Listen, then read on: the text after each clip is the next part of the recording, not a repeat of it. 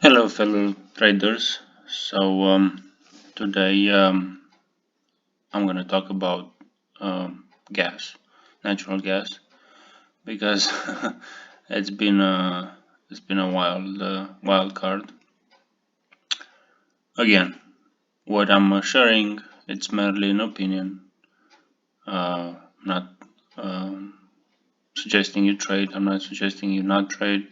It's just merely I do this for kind of a hobby. I also make my own trades, but that's another deal. Um, Today, though, we might reach an important direction change, and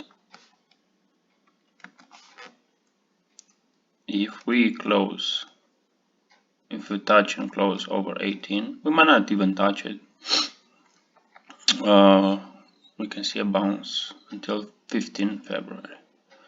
But if we take out this reversal, then again, we can go lower. So we'll see today what's happening. But the prediction on oil was spot on. We see higher heights, and I think the next one is gonna be 30. Check out that video if you didn't see it. Alright, have a nice one.